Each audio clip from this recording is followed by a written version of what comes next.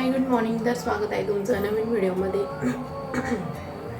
तर आज सकाळची सुरुवात आपली नेहमीप्रमाणे किचनमधून झालेली आहे आणि आता सोबतच स्वयंपाकाची पण तयारी चालू आहे. आणि माझ्यासाठी मस्त दूध बनवलं आहे आणि इथं बनवली मी गिलक्याची रशीची भाजी. रात्री गिलक्याची भाजी बनवली, आता गिलक्याची रशीची भाजी बनवली. कारण कसं आहे, ते गिलके जास्त दिवस राहिले की सुकून जाते आणि मग ते फेकूनच द्यावं लागते. त्यामुळं थोडीशी पटकन बनवली भाजी. आणि आत्यांना आज सोमवार आहे, तर आत्यांसाठी खिचडी बनवायची आहे. तर चला आज दिवसभरात काय काय होतं काय काय नाही बघू. आणि किचनमध्ये आज तुम्हाला जरा जास्त उजेड दिसत असं, कारण आम्ही समोर जो पडदा लावला होता ना तो काढून घेतला आहे. कारण आता थोडंसं काम लवकर आवरायला लागलं आहे आणि ते पडद्याने ना बिलकुल हवा येत नाही. त्याच्यामुळं अजून किचनमध्ये इतकं गरम होतं ना की बस. त्याच्यामुळं आता काल तो पडदा काढून टाकलेला आहे आम्ही. या जेवण करायला, या जेवण. गिलक्याची भाजी, चपाती, कांदा आणि सोबतच खिचडी. मस्त अशी दुपारची एक झोप घेतली आणि असं थंडगार दही पेले, इतकं भारी वाटलं गारगार. आणि आता भेळ खाते. सुनील मला वरती भेळ घेऊन येताना दिसले, मग मी पण भेळ आणली. मला त्यांची जास्त कांदा टोमॅटोवाली नव्हती खायची, मी मला सेपरेट आणली. बेस्ट खाना तिला ओली ओली होऊन गेली राहते, त्याच्यामुळे मला ती नव्हती खायची, म्हणून मी सुकी वेळ आणली. कोरडी कोरडी राहते ना ग, पाणी जास्त घेते त्याच्यामुळं टमाटे 2 टाकले. हा का, म्हणूनच एवढं टोमॅटो झालं तिच्यात. पण काय टेस्टी लागते, खाल्ली तू एक चमचा जेन्युइनली सांग. हां, तुमचं काय पाहणं, तुमचं सगळं भारीच राहतं.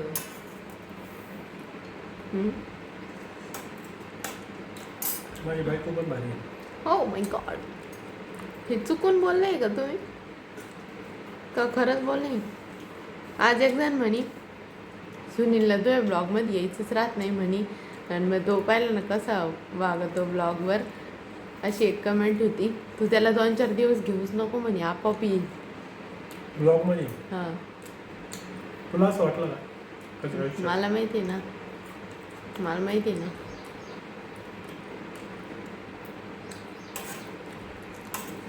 मी आहे तसा वागवतो, आहे तसा डोळ्यात खूपच असं वाटलं असं बिचारायला, तुम्ही त्या ब्लॉगमध्ये चांगलं नव्हते बोलत म्हणून. कोणत्या ब्लॉगमध्ये बोलले? परवाच्या काय बोलतो त्या कटिंगच्या ब्लॉगमध्ये एक तुम्ही थोडं इग्नोर करीत होते. हां, तुम्ही नीट खाली बसलेले होते आजच्या ब्लॉगमध्ये. मी आठवतो. जाऊ द्या मग, काय नका लोड घेऊ जास्त. तर संध्याकाळचे वाजले 6 आणि आता मला स्वयंपाकाची तयारी करायची आहे. 6 वाजले पण असं वाटतंय की 4च वाजले. इतकं ऊन आहे अजून पण आणि इतकं गरम आहे ना की बस लई, म्हणजे अतिच गरम आहे, वेगळ्याच प्रकारचं आहे. घरातसुद्धा फॅन नाही, की गरम हवा लागते की बस. तर आता आज मला बनवायचं आहे वरण भात आणि चपाती. सिम्पल मेन्यू बनवायचं आहे आज, त्यामुळं भात तर लावला आहे, डाळ पण शिजली आहे. आणि इथं डाळीसाठी फोडणीची तयारी केली आहे. कांदा, टोमॅटो, कढीपत्ता, लसूण, मिरची आणि इथं डाळ पण शिजून रेडी. तर मस्त अशी डाळीला फोडणी पण दिली आहे. आणि गाईज आज काय आहे माहिती का, मी पण विसरले होते, आत्ता माझ्या लक्षात आलं. आज माझ्या ब्लॉगला 1 वर्ष कंप्लीट झालं. म्हणजे तसं तर मी 13 तारखेपासून ब्लॉग्स टाकायला लागलो यूट्यूबला, पण 11 तारखे 2 दिवस आधीचे ब्लॉग्स राहायचे ना आधीचे, तर 11 तारखेपासून मी ब्लॉगिंगला सुरुवात केली होती, म्हणजे व्हिडिओ शूट करण्यासाठी सुरुवात केली होती. तर आज 1 वर्ष कंप्लीट झालं आहे आणि माझ्या लक्षात पण नव्हतं. आता सहज असं विचार केला, आज 11 तारीख आहे, असं सहज मी आत्ता कॅलेंडर पाहिलं तेव्हा मला आठवलं, अरे हां, मी तर ह्याच दिवशी 1 वर्षापूर्वी ब्लॉगिंग स्टार्ट केली होती. आणि तेव्हा मला असं वाटलं नव्हतं की मी कन्सिस्टंटली इतकं दिवस करू शकल. कारण काय, तेव्हा एकदम नवीन होते. एकतर व्हिडिओ काढायची पण इतकी असं लाज वाटायची, सगळ्यांसमोर व्हिडिओ काढायला वगैरे थोडी लाजायची तेव्हा. आणि त्यामुळं असं रोज रात्री झोपताना असं वाटायचं की अरे यार मी आता उद्या काय ब्लॉग शूट करू. असं नवीनच टास्क वाटायचा मला तेव्हा. म्हणजे व्हिडिओ काढायची आवड होती पण एवढं असं कधी असं डोक्यात विचार करून मी असं कधी केलं नव्हतं की मी हे करणार आहे की काय. असंच एकदा शिर्डीला गेले मी, तिकडं होते माहेरी, आणि असंच ब्लॉग बनवला आणि तो मी सुनीलला पाठवला. सुनीलला घरी सगळ्यांना दाखवला. मग सगळे बोलले की तुला आवडतं आहे तर कर कर. मग तेव्हापासून मी ब्लॉगिंग सुरू केली होती आणि आज 1 वर्ष झालं आहे. तर असं वाटलं पण नाही 1 वर्ष झालं. जेव्हा नवीन नवीन होते तेव्हा असं एक एक दिवस 1 वर्षासारखा वाटत होता. पण जशी जशी हळूहळू एकदम सवय होऊन गेली ना तसं काहीच वाटलं नाही. म्हणजे रोज उठायचं, ब्लॉग सुरू करायचा, काही म्हणजे काहीच वाटलं नाही. मग आता मी मोबाईल खाली ठेवते आणि मग बोलते कारण हाताला लई कळ लागली. आणि कसं आहे ना ब्लॉगिंग करायला पण ना तुम्ही सगळ्यांनी पण खूप सपोर्ट केला आहे. आणि specially all thanks to Swapnil दादा. त्यांच्यामुळं खरं तर मी हे करू शकले. त्यांचा पण म्हणजे सगळ्या फॅमिलीचा मला खूप सपोर्ट होता. आणि स्पेशली त्यांना एवढं थँक्यू का बोलते की त्यांचे जे फॉलोअर्स होते, त्यांचे जे सबस्क्रायबर्स होते, त्यांनी मला बघितलं म्हणून आज मी इथपर्यंत ग्रो झाले. कारण कसं आहे त्यांनी 0पासून स्टार्ट केलं आहे. त्यांना माहिती आहे की 100 सबस्क्रायबर व्हायला किती दिवस लागते हे त्यांनी पाहिलेलं आहे. जे की माझे एका दिवसात झाले होते आणि हे फक्त आणि फक्त त्यांच्यामुळं झालेलं आहे. तर ऑल थँक्स टू स्वप्नील दादा प्लस माझी सगळी फॅमिली मला एवढा सपोर्ट करते आहे व्हिडिओसाठी. कारण कसं आहे ना म्हणजे आता प्रमोशन व्हिडिओ असतात हे ते असं काही काही वेळेस एकदम पटकन द्यावं लागतं. तर हातातलं काम सोडून त्या गोष्टी कराव्या लागतात. तर घरातले सगळे समजून घेते की आता यांना ते काम आहे. दीदी झालं, मी झालं, असं मला करायचं असलं तर दीदी पण सांभाळून घेते, आत्या सांभाळून घेते काही जे काम असेल, किंवा दीदींना करायचं असेल. असं एकमेकीला समजून घेऊन केलं तर प्रत्येक गोष्ट शक्य होती.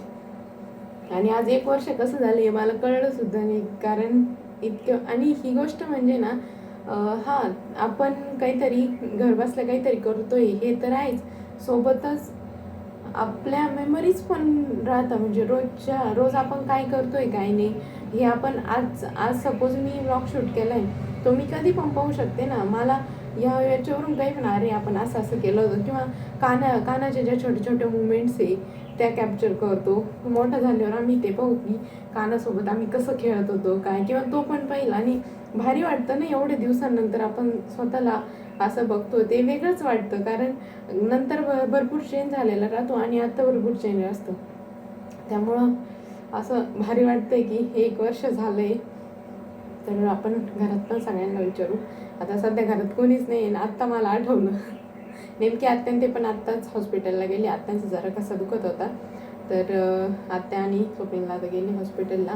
दादा पण कुठेतरी बाहेर गेले आणि सुनील वरती काम करत आहे. तर मला आत्ता जस्ट आठवलं. मग म्हटलं चला आता सगळ्यांसमोर बोलू. आणि thanks to all my subscribers. आणि तुम्ही एवढी सपोर्ट करताय, असा सपोर्ट करत राहा. आणि तुम्हाला अजून नवीन नवीन काय टॉपिक्सवर व्हिडिओ बघायला आवडतील मला सांगा. कारण आत्ता सध्या एकदम डेलीचं तेच चालू, त्याच्यामुळे तुम्ही पण बोर झाले असणार आहे. तुम्हाला अजून नवीन नवीन काय आवडेल बघायला मला ते नक्की सांगा आणि मी नक्की व्हिडिओ बनवते त्याच्यावर. तर चला आता स्वयंपाक करून घेते. आणि काय सगळ्यात स्पेशल गोष्ट म्हणजे काय माहिती का, आज स्वप्नील दादांच्या पण ब्लॉगिंगला 4 वर्ष कंप्लीट झाले. म्हणजे 4 वर्ष झाले तेव्हा ह्याच वर्षी त्यांनी ब्लॉगिंग स्टार्ट केली होती. आणि आज त्यांच्या ब्लॉगिंगला 4 वर्ष कंप्लीट झाले आणि माझ्याला 1 वर्ष कंप्लीट झालं आहे. म्हणजे हा कोइन्सिडन्स पण आहे थोडासा. म्हणजे तेव्हा मागच्या वर्षी मी पण असं विचार नव्हता केला की ह्याच दिवशी सुरू झालं त्यांचं, मग ह्याच दिवशी सुरू करू. पण असं कोइन्सिडेंटली ती गोष्ट घडून गेली आणि त्यांच्या पण ब्लॉगिंगला आज 4 वर्ष कंप्लीट झाले. आणि 4 वर्ष एक गोष्ट कन्सिस्टंटली करणं सोपं नाही आहे. कारण बरंच माणूस ना म्हणजे कसं होतं, व्ह्यूज कमी आले, जास्त आले का चांगलं वाटतं, अजून असं वाटतं अरे यार असे व्हिडिओ बनवत असं. कारण कमी झाले का असं वाटतं थोडंसं माणूस डिमोटिवेट पण होतं. पण तिथं पण स्ट्रॉंग राहिलं पाहिजे आणि तिथून पण आपण करत राहिलं पाहिजे. कारण व्ह्यूज कमी आले का माझं म्हणजे मी माझ्यावरून सांगते की मला बी असं वाटतं व्ह्यूज कमी आले का यार काय व्हिडिओ बनवला आहे मी, असं थोडं डिमोटिवेट होते. असं वाटतं व्ह्यूजच येत नाही आहे. पण करत राहिलं ना सगळ्या गोष्टी पॉसिबल होतात. त्यामुळं प्रयत्न करत राहिले पाहिजे. यश नक्कीच आपल्याला एक ना एक दिवस भेटेल. तर मॅडम काय म्हणत होता तुम्ही? आमच्या ब्लॉगने नुकतंच 1 वर्ष कंप्लीट झालं आहे आम्ही ब्लॉगिंग स्टार्ट करून. तसं तर 13 तारखेला होणार आहे यूट्यूबच्या हिशोबाने, पण आम्ही व्हिडिओ बनवायला स्टार्ट केलं ते 11 तारखेपासून. Oh my God, congratulations. तर आज आमच्या ब्लॉगची ॲनिव्हर्सरी आहे. आज गणदादाच्या ब्लॉगला पण 4 वर्ष पूर्ण झाले. ब्लॉगिंगला पण आत्ताच स्टोरी 4 पाहिली मी त्याची. हो, कसं वाटतंय मग तुला 1 वर्षभर तू डेली ब्लॉग्स टाकले? चांगलं कशी वाटतं. होती तुझी जर्नी? चांगलं वाटतं. कसं वाटलं तुला? काय शिकली तू 1 वर्षात? मी माझी जर्नी आत्ताच मी ब्लॉगिंगवर सांगितली आहे सगळी. तुम्हाला काय वाटतं ते सांगा. म्हणजे तुम्हाला वाटत होतं का मी करू शकल? मला ऑनेस्टली स्पीकिंग मला एक उलसात पण विश्वास नव्हता तुझ्यावर. मला वाटलं तू माझ्या मजेने सुरू केले, 8-10 दिवस करील, जाऊ दे. तुला मोबाईल पण घेऊन दिला मी, त्याच्यामुळं सॅमसंगचा हा मोबाईल घेऊन दिला.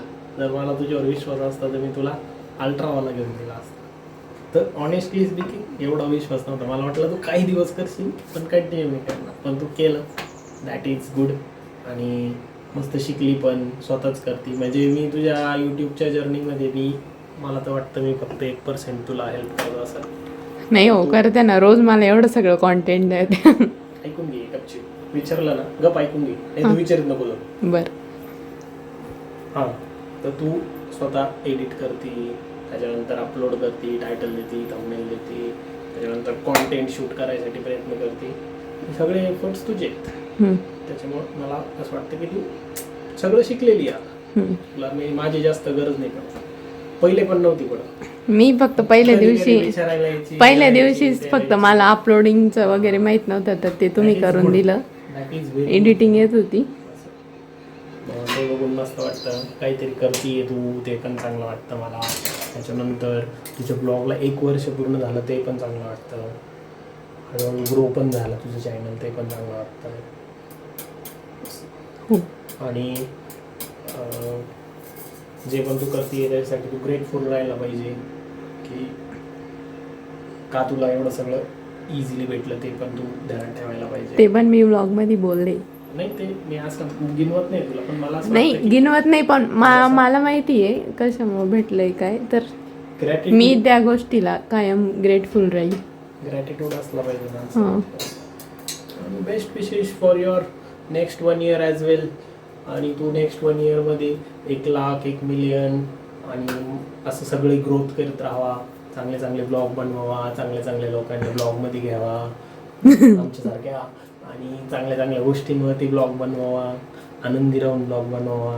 कधी तुला कंटाळा आला तरी चांगला ब्लॉग बनवावा, ज्यांनी लोक तुझे जे 10 मिनटं ब्लॉग बघणार आहे त्यांना चांगलं वाटलं पाहिजे 10 मिनटं बघून. अशा हिशोबाने ब्लॉग बनवावा. अशा तुला खूप शुभेच्छा आणि कीप ग्रोईंग. बाय. यांची सगळ्यांची चालू आहे आता आईस्क्रीम पार्टी.